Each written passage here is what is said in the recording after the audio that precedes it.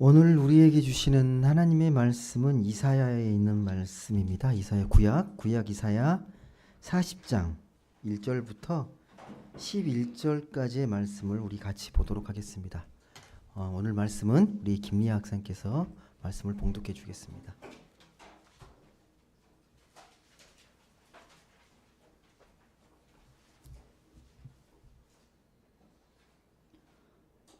너의 하나님이 이르시되 너희는 위로하라 내 백성을 위로하라.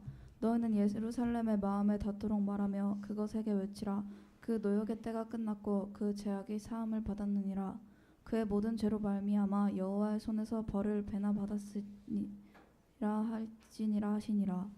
외치는 자의 소리여 이르되 너희는 광야에서 여호와의 길을 예비하라. 사막에서 우리 하나님의 대로를 평탄하게 하라. 골짜기마다 도두어지며 산마다 언덕마다 낮아지며 고르지 아니한 곳이 평탄하게 되며 험한 곳이 평지가 될 것이요 여호와의 영광이 나타나고 모든 육체가 그것을 함께 보리라. 이는 여호와의 입이 말씀하셨느니라. 말하는 자의 소리여 이르되 외치라.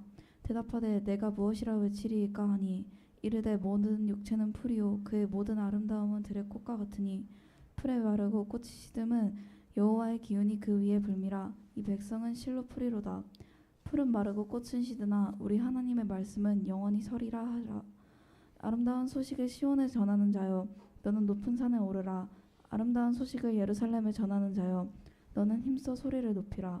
두려워하지 말고 소리를 높여 유다의 성읍들에게 이르기를 너희의 하나님을 보라 하라. 보라 주 여호와께서 장차 강한 자로 임하실 것이요 친히 그의 팔로 다스리실 것이라.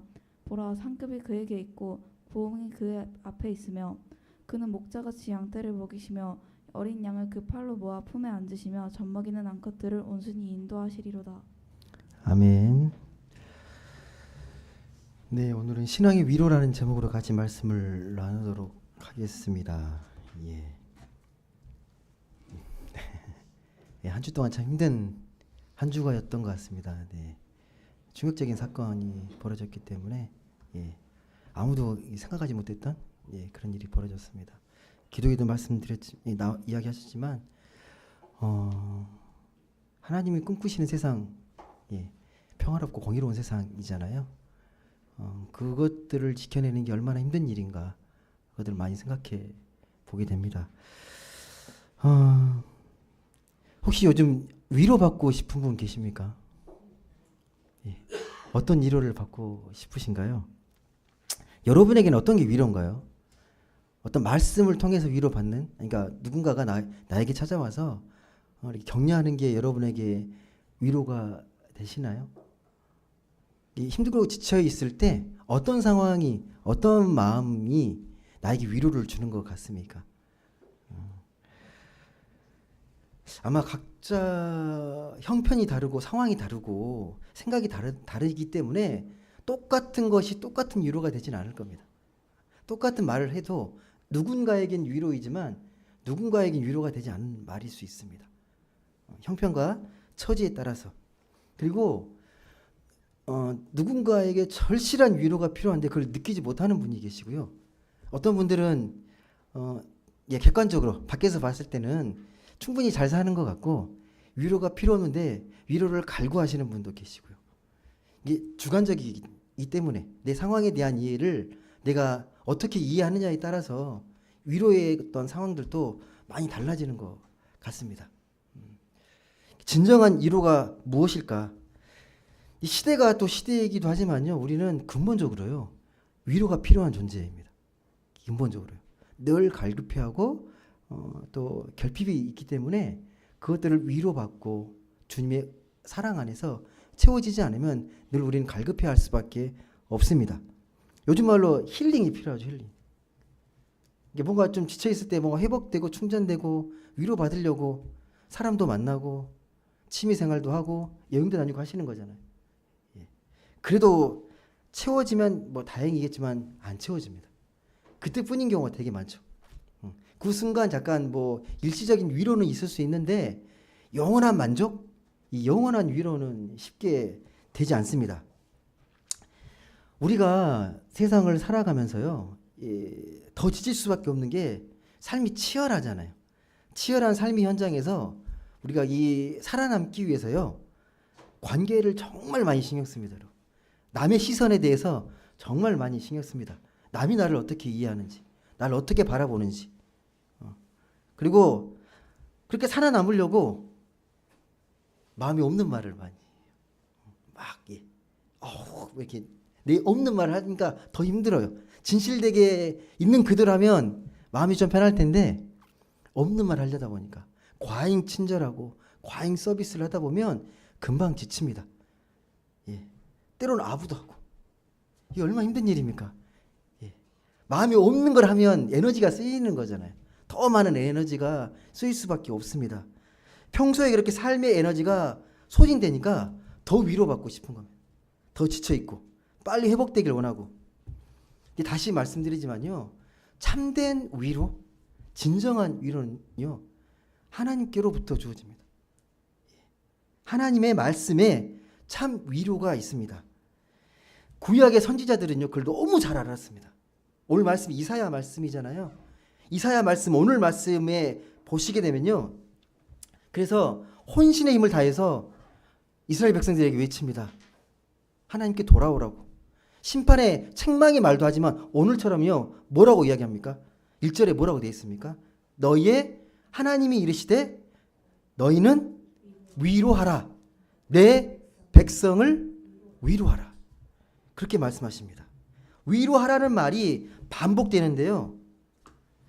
하나님의 심정이 좀 느껴지십니까? 어떤 심정으로 이 말씀을 하고 있는지? 이 말씀이 제대로 이해되시려면 이 말씀이 선포된 배경을 좀 보셔야 돼요. 어떤 상황에서 이 말씀을 하나님이 선포하고 계신지. 너희는 위로하라. 내 백성을 위로하라.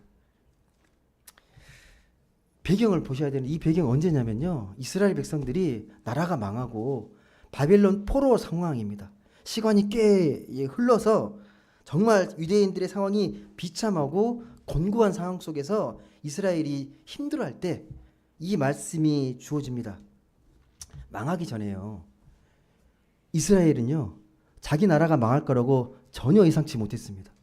자신은 하나님 나라의 백성이기 때문에 하나님이 지켜주시는 예루살렘의 성이 있기 때문에요. 성전이 있기 때문에 절대 망한다고 생각하지 않았습니다. 나라가 망하지 않게 하려고 외세의 힘도 빌립니다. 망하기 전에 애굽에게 도움을 청하거든요. 애굽이 도와줄 거라고 생각했어요. 도움이 되지 않습니다. 그러다 결국 예루살렘 성이 포위가 되고 결국은 다 무너집니다.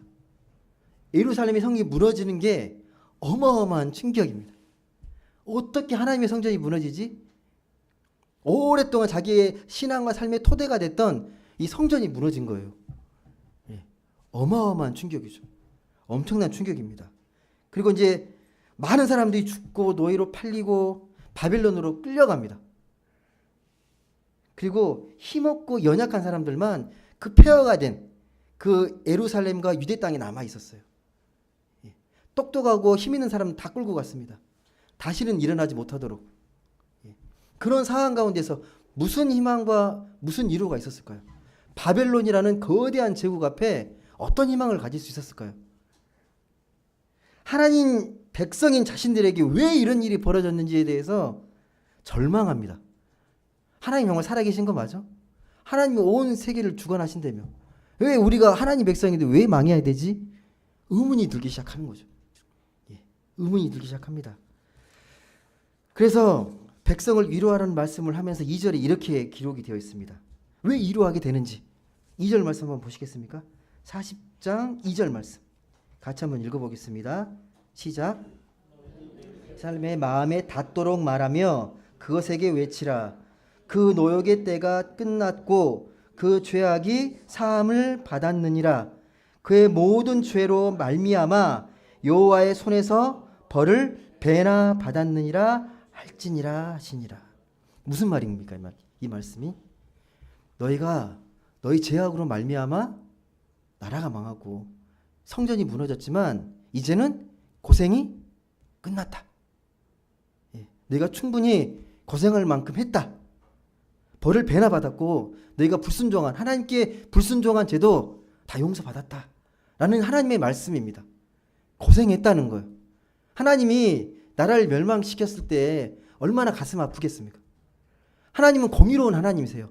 인자하시고 긍휼이 많으시고 사랑의 하나님이시지만 그 행위에 대한, 그 죄악에 대한 심판이 있을 수밖에 없거든요.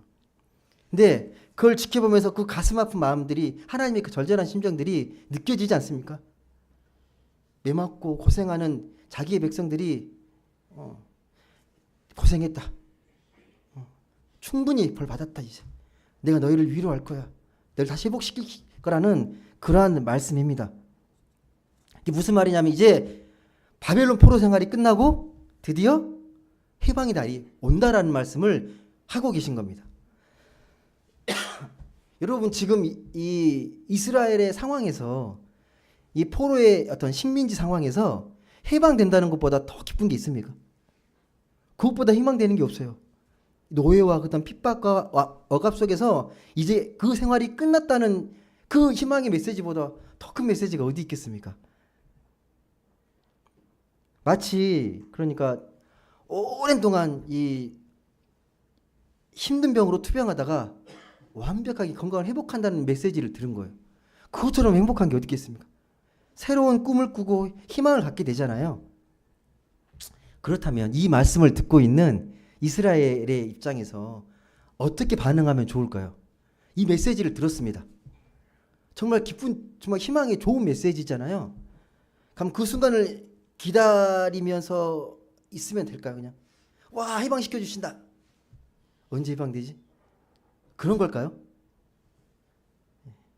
감나무 밑에서 감 떨어지길 기다리면 되는 걸까요? 어떠세요, 여러분?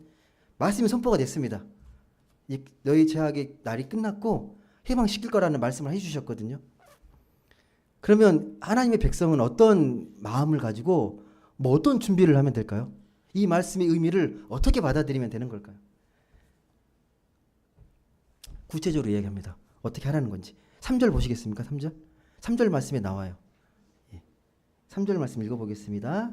시작. 외치는 자의 소리여 이르되 너희는 광야에서 여호와의 길을 예비하라. 사막에서 우리 하나님의 대로를 평탄케 하라. 구체적인 지시가 나옵니다. 어떻게 하라고요? 이 말씀 어디서 많이 들어보신 말씀 아니에요?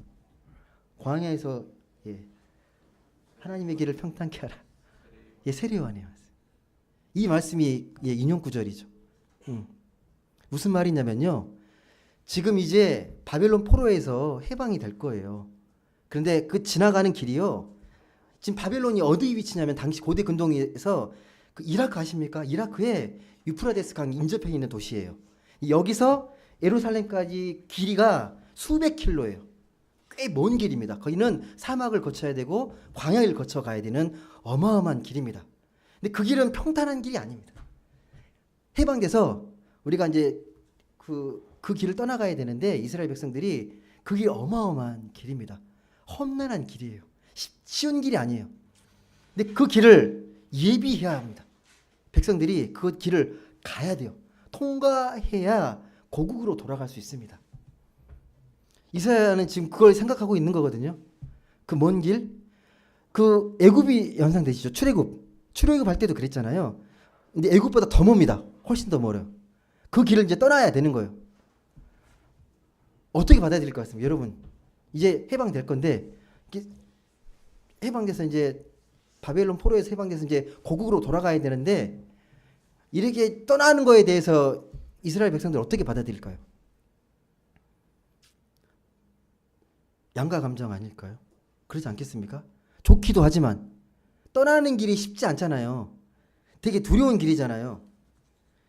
문제가 뭐냐면 이 귀환하는 숫자가 엄청 많습니다. 귀환 아이들 숫자도 많고 그 중에 건장한 사람만 있는 게 아니라 노약자도 많습니다. 그리고 자기 짐도 살림 짐도 바리바리 싸가지고 떠나야 되잖아요. 쉬운 길이 아니에요. 수레에 싣고 떠나고 이제 가야 되는데 지금처럼 여행하신다고 생각하시면 이사 택배가 이렇게 실어주는 게 아닙니다, 여러분. 그렇게 생각하시면 절대 안 됩니다. 모든 것들이 고난의 행군이에요. 고난의 행군. 그리고 그 길을 걸어가는데 안전이 보장되지 않습니다. 그 길을 떠나야 되는 거예요.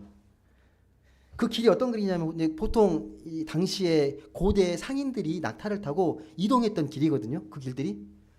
그 길을 이제 따라서 가야 되는데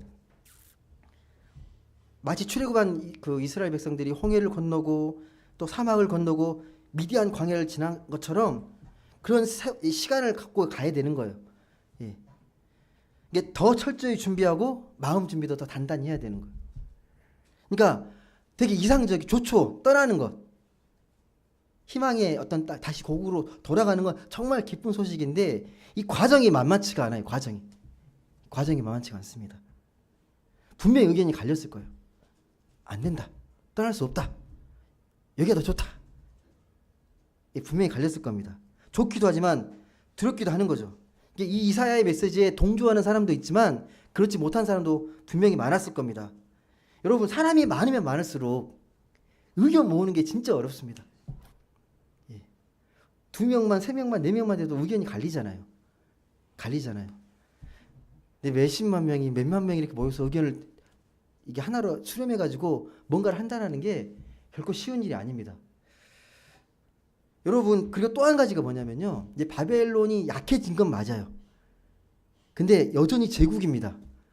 언제 망할지는 몰라요. 떠났는데 새로 들어선 제국이 이 떠나는 이 이스라엘을 용납할지 안 할지도 모릅니다.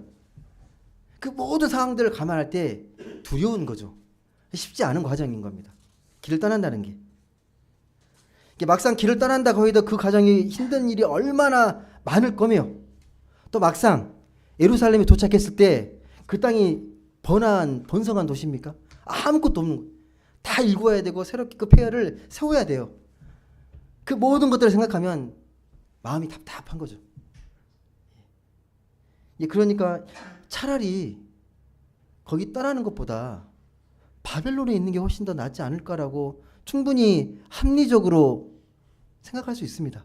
그렇게 고생할 바에야 차라리 여기서 또 정착하고 또 바벨론 망하면 또 같이 좀 잘 살면 되니까 그렇게 생각하지 않을까. 그런 의견도 충분히 나올 수가 있거든요. 근데 이사야가 당시 이런 복잡한 정치적이고 정세적인 문제 다 제껴두고 중요한 본질을 이야기합니다. 신앙적이고 복음적인 이야기를 분명하게 이야기합니다. 6절 한번 보십시오. 6절 한번 보십시오. 6절 같이 한번 읽어보겠습니다. 시작. 말하는 자의 소리여 이르되 외치라. 대답하되 내가 무엇이라 외치리까 하니 이르되 모든 육체는 풀이요 그의 모든 아름다움은 들의 꽃과 같으니 풀은 마르고 꽃이 시듬은 여호와의 기운이 그 위에 붐이라. 이 백성은 실로 풀이로다. 무슨 말입니까? 모든 육체는 풀이다. 이 백성은 실로 풀이로다. 짧은 문장인데요. 엄청난 힘이 느껴지는 문장. 되게 인사이트가 있는 문장. 아무리 강성해 보이고 아무리 세 보여도 하나님 보시기엔 풀이라는 거예요. 풀과 같은 언젠간 다 시든다는 거예요. 그렇게 강력하게 50년 동안 바벨론을 지배했던 그들도 다 시들은 풀이 될 거고 인생은 다 풀이라는 거예요. 너무 두려워하지 말라는 거예요. 하나님이 주관 안에 있으니까 하나님을 믿고 하나님을 바라보라는 거죠. 아무리 강성해 보여도 그들도 결국은 시든 풀과 같다. 그걸 깨닫게 되면 아무리 세 보이는 어떤 존재들도 그렇게 두려워하지 않을 수 있다는 겁니다. 자신들의 운명이 어떻게 될까 불안해하고 미래를 염려하기보다도 하나님 말씀을 더 신뢰하면서 말씀에 순종하면서 바벨론을 떠날 준비를 해야 한다는 거예요. 그런 거 두려워하지 말고 모든 인생은 풀이다. 하나님을 더 신뢰하고 하나님 바라보면서 하나님이 인도하실 것들을 기대하고 예배하면서 그 길을 떠나야 한다는 겁니다. 여러분 1절에 나와 있는 내 백성을 위로하라. 너희는 위로하라. 이 말씀의 그 근거가 이거예요. 백성은 풀이라는 거예요. 여기서 위로의 본질을 찾으시라는 거예요. 그러면 위로가 될 거라는 겁니다. 그렇게 절망적이고 희망 없어 보이지만 아니라는 겁니다. 다 시든다. 모든 인생은 풀과 같다. 시드는 꽃과 같다. 오직 하나님의 말씀만 영영이 서리라. 말씀만 살아있다는 거예요. 모든 육체와 모든 것들은 다 시들 수 있지만 하나님의 말씀만은 영원히 쓴다라고 분명하게 이야기합니다. 모든 육체가 풀이다. 이게 제가 다시 말씀드린 위로의 본질입니다. 예, 위로의 근거예요. 말씀하신. 이걸 이해 못하긴 이걸 이해 못하진 않죠. 모든 육체는 언젠가 시든다. 여러분 젊은 사람들이 특히 젊음이 영원할 것 같잖아요. 다 청춘을 보내셨잖아요. 죄송해요. 젊으신 분도 많은데 청춘을 갖고 영원한 젊음일 것 같은 시간도 한순간 훅 지나지 않습니까? 영원하지 않잖아요. 우리 이미 경험하잖아요. 몸으로 체험하잖아요. 아, 젊음이라는 게 영원하지 않구나. 예, 마음은 20대인데 몸은 이미 60대, 70대를 향해 가고 있잖아요.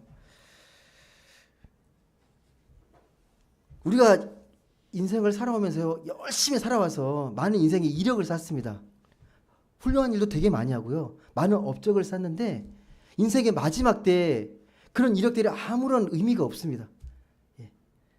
그 열심히 살아왔던 인정받고 살아왔던 삶의 이력도 결국은 시듭니다. 마지막 때 되면요. 그런 것들이 아무런 의미가 없습니다.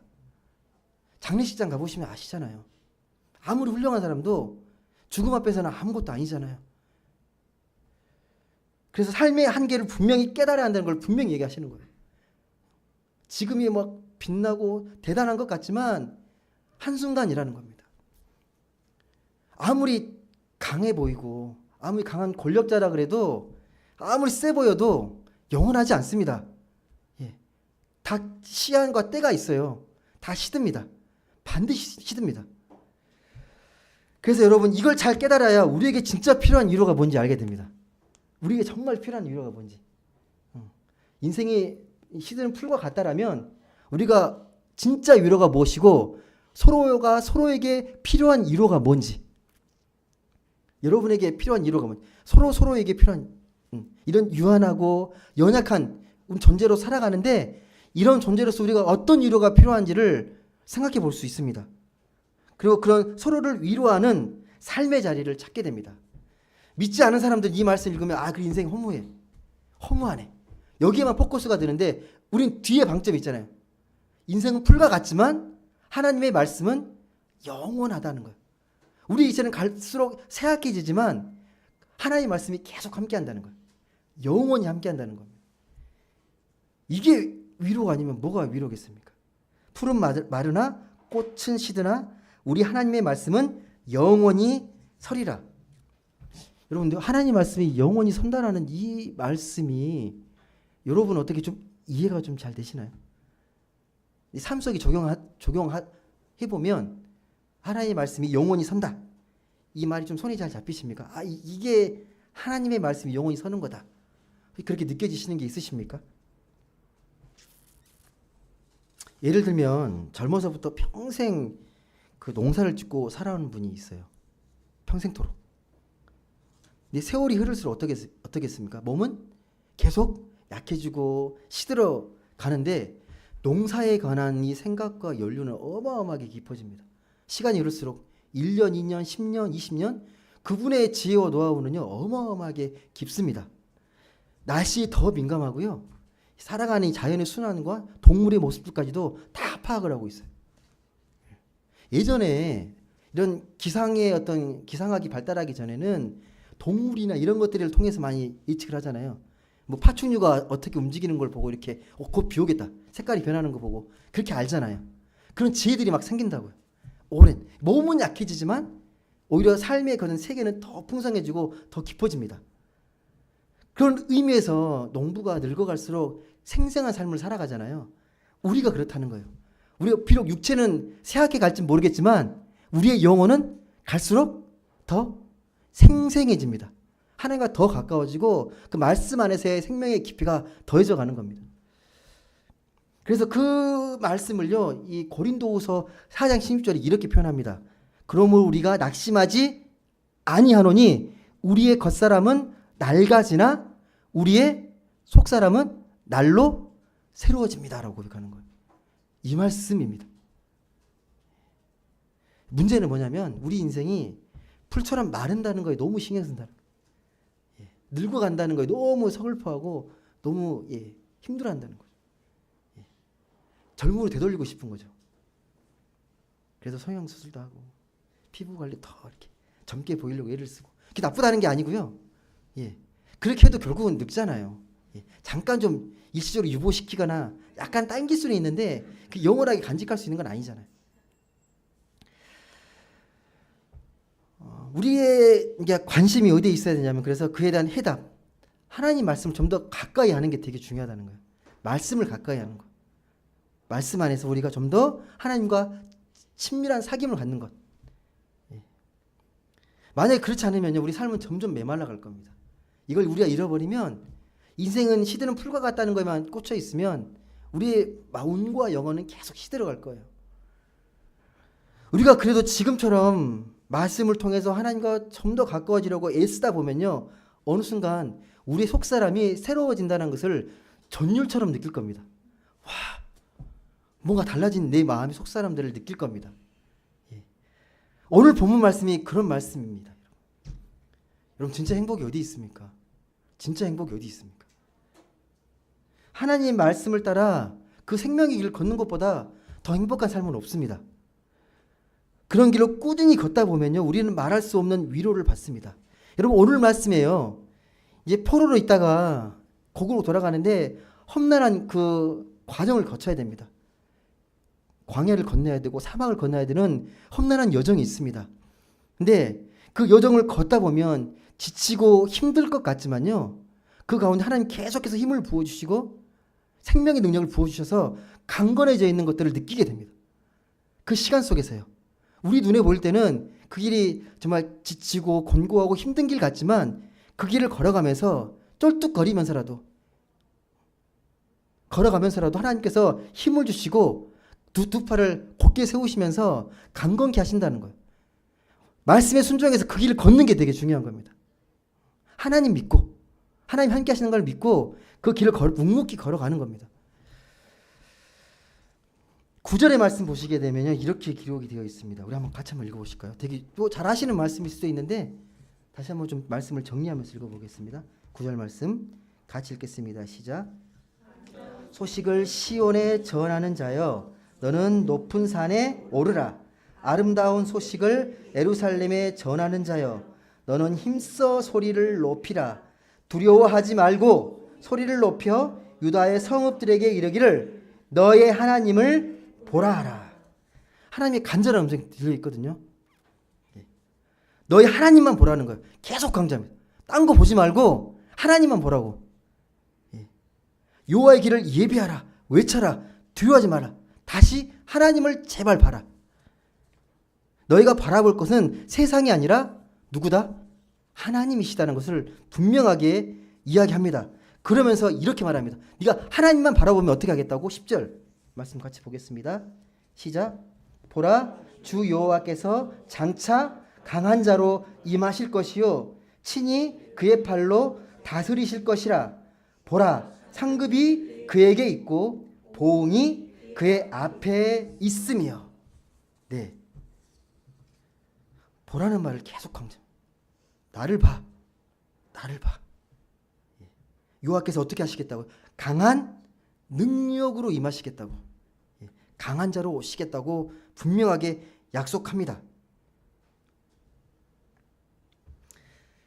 여러분, 만약에 하나님이 우리가 다시 오심 재림을 기다리면서요, 만약에 오시게 되면 누가 두려워하겠습니까? 하나님이 다시 오시면 심판자로 오시게 되면 누가 두려워합니까? 단순하게 하나님 믿지 않은 사람들은 두려워하고 하나님 믿는 사람은 기대하면서 주님을 기다리잖아요. 어떤 사람이 낙심할지를 잘 생각해 보십시오. 여러분, 제가 예를 들어 드릴게요. 평생토록 열심히 재산을 모아서 이렇게 집도 잘 짓고 재산이 많아요. 전쟁이 나버렸네. 근데 열심히 다른 재산이 아니라 다른 일에 더 가치 있고 의미 있는 일에 헌신했던 사람과 물질을 전부로 알고 헌신했던 사람이 전쟁이 났을 때 누가 더 손해? 예? 예. 그리고 이제 전쟁이 다 수습됐을 때 나라에서 똑같이 보상해 주는 거예요. 다 폐허가 됐으니까 살아야 될 거 아니에요. 그럼 누가 낙심하겠습니까? 홍수가 났습니다. 홍수가 다 나가지고요. 집이 다 떠내려갔어요. 예. 집을 다 한 채씩 지어주겠대요. 모든 그게 국민들한테. 그럼 누가 낙심할 것 같습니까? 대답하지 않겠어요? 예. 누가 비참한지를 잘 생각해 보셔야 됩니다. 이렇게 말하면 아마 그럴 거예요. 야, 그런 일이 어딨냐. 그건 특별한 경우고 결국 세상에서는 물질이 명예가 예. 그런 것들이 힘이 되는 거다. 그게 위로가 되는 거지. 그냥 어줍지 않은 정신적 위로하지 말아라. 여러분 그런데 뭐 특별한 경우 일상을 말하든 특별한 상황을 말하든 본질에서 다 바뀌지 않습니다. 잘 생각해 보십시오, 여러분. 진정으로 세상에서 위로가 되는 게 뭔지를 깊이 생각해 보십시오. 진짜 위로가 되는 게 뭔지. 착각하는 것 뿐이에요. 그게 정말 위로가 될 것처럼 착각하는 것 뿐입니다. 여러분 아브라함 아시죠? 아브라함이 하나님께 찾아옵니다. 너의 후손을 통해서 모래알같이 바닥같이 풍성하게 너희 민족을 풍성하게 하겠다. 안 와요. 그리고 말씀하셨을 때는 어느 정도 재산도 이루고 되게 좀 잘 살아요. 자식 하나 빼놓고. 이 아브라함에게는 어떻게 보면 이 자식 하나만 있으면 모든 게 채워질 것 같은 그런 느낌이잖아요. 결핍이 늘 있습니다. 결핍이. 거기에 결핍이 있습니다. 결핍. 그런데 하나님의 말씀, 하나님의 거기서 위로를 찾지 않으면요. 진정한 위로가 될 수 없습니다. 늘 갈급하는 거죠. 우리가 볼 때는 만족할 것 같은데 만족하지 않잖아요. 만족하지 않습니다. 다윗이요. 여러분이 잘 아시는 다윗이 그렇게 훌륭한 왕이지만 치명적인 실수를 되게 많이 하잖아요. 그렇게 사랑하고 충성했던 그 우리아의 아내 밧세바를 취하잖아요. 그 낮잠 자다가 일어나가지고 2층에 보니까 목욕하는 걸 보고 또 이 욕정이 차가지고 취하잖아요. 다 채워진 것 같지만 채워진 게 아니에요. 예. 하나님 안에 찾지 않으면 어렵습니다. 핑계대려면 얼마든지 핑계댈 수 있습니다, 여러분. 아, 제가 그러려고 그랬던 게 아니라 거기 하필 다 보이는 앞에서 거기서 목욕하면 어느 남자가 유혹을 당하지 않겠습니까? 라고 변명할 수 있습니다. 얼마든지 그럴 수 있습니다. 우리는 얼마든지 내가 힘들고 어려울 때요. 고난이 닥쳐오면요. 누군가에게 남 탓을 할 수가 충분히 할 수 있어요. 충분히 있습니다. 저는 요리할 때 저는 많이 느끼는데 정말 요리 잘하는 사람은요. 재료 탓을 하지 않거든요. 없는 재료라도 훌륭하게 요리를 만들어내잖아요. 근데 모르겠습니다.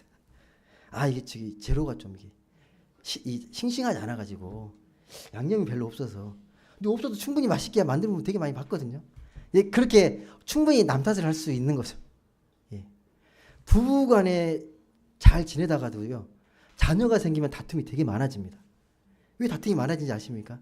뭐 여러 가지 원인이 있겠지만요 자녀가 어떤 문제가 있어요.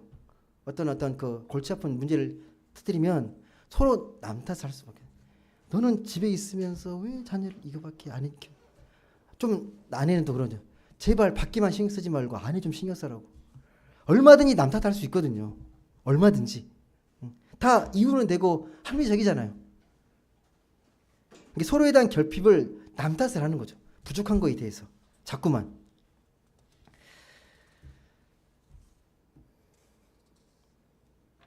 여러분 근데 하나님의 능력을 경험하면요. 그렇게 남 탓하지 않습니다. 하나님의 은혜가 깊어지면 깊어질수록요.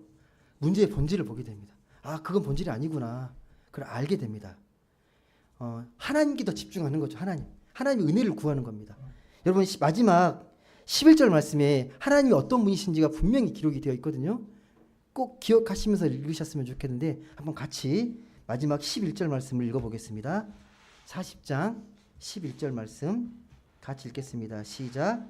그는 목자같이 양떼를 먹이시며 어린 양을 그 팔로 모아 품에 안으시며 젖먹이는 암컷들을 온순히 인도하시리로다. 아멘. 이 말씀을 읽으면 어떤 그림이 떠오르십니까? 하나님을 목자로 표현했잖아요. 하나님을 목자로. 양을 인자하게 이렇게 돌보면서 몰고 가고 있는 이 목자가 그려지십니까? 그 그림이? 목자가 어떤 존재입니까? 목자는 양을 책임지는 존재. 양의 생명을 지키는 존재입니다. 이 양이 살려면요, 목자를 신뢰하고 목자 곁에 잘 붙어 있어야 합니다. 그래야 생명이 보존이 됩니다. 여러분, 이게 진짜 위로입니다. 세상을 살아가면서 세상을 누구는 전쟁터로 여기는 사람이 있고요. 누군가는 그래도 이 세상을 하나님의 사랑을 충만하게 경험하는 그러한 장소로 경험하는 사람도 있습니다. 여러분은 어떻게 세상을 바라보십니까? 세상에서 정말 하나님 목자로서 경험이 되십니까? 아니면 내가 하나님을 믿고 있긴 하지만 하나님 믿어도 왠지 내가 더 외롭고 뭔가 이렇게 마음에 결핍이 더 많이 느껴지십니까? 우리 각자의 처한 상황이 다르기 때문에 일반화시키긴 어렵습니다. 분명한 사실은요, 오늘 말씀처럼 하나님은 어떤 분이시라고요? 하나님은 목자처럼 여전히 우리를 돌보시는 분이라는 거예요. 우리 각자의 형편과 상황에 맞게 세심하게 섬세하게 돌보시는 분이 우리가 믿는 하나님이십니다. 그걸 느낄 수만 있다면 우리는 하나님으로부터 참된 위로를 받을 수 있습니다. 말씀을 맺겠습니다. 마지막 잠깐만 저를 좀 집중해 주십시오. 하나님은요, 우리의 위로자로 선한 목자로 오셨습니다. 이걸 잃어버리시면 안 됩니다. 우리는 진정한 위로를 하나님께로 받는 사람들입니다. 그걸 믿고 고백하는 사람들입니다. 여러분, 우리 높은 뜻 행복한 교회에 있는 높은 뜻이 있잖아요. 늘 제가 다시 말씀드리지만 이 높은 뜻이 아니고 가스윌입니다. 하나님의 뜻이잖아요. 하나님의 뜻. 그래서 하나님의 주인 되시는 교회를 우리가 세워가려고 하는 거고, 그 높은 뜻 교회 정신 중에 한 가지가 뭐냐면요, 왕 같은 제사장을 세우는 교회입니다. 근데 제사장의 역할 중에 하나가 뭐냐면요, 백성을 위로하는 역할입니다. 백성을 위로하는 역할. 하나님께 예배를 잘 드리지만 그 예배의 삶을 통해서 세상에 위로하는 존재입니다. 너희는 위로하라. 내 백성을 위로하라. 이 말씀이 여러분의 마음을 녹이고 깊은 생명의 위로가 됐으면 좋겠습니다. 먼저 여러분이 이 말씀을 통해서 인자하신 위로 되신 그 하나님을 깊이 체험하고 그 위로가 되신 하나님을 세상 가운데 따스하게 그 복음을 전하면서 이 대림절 기간을 정말 잘 보내셨으면 좋겠습니다. 기도하겠습니다.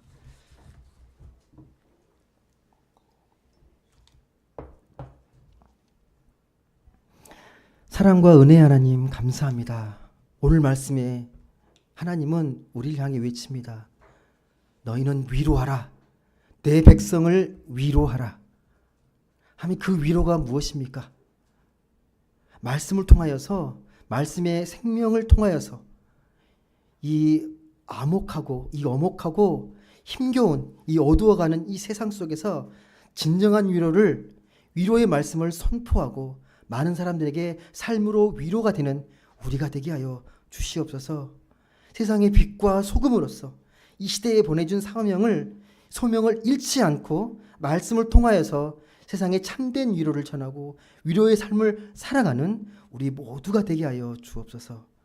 감사드리며 사랑이 많으신 예수님의 이름으로 기도드립니다. 아멘. 우리 찬송가 105장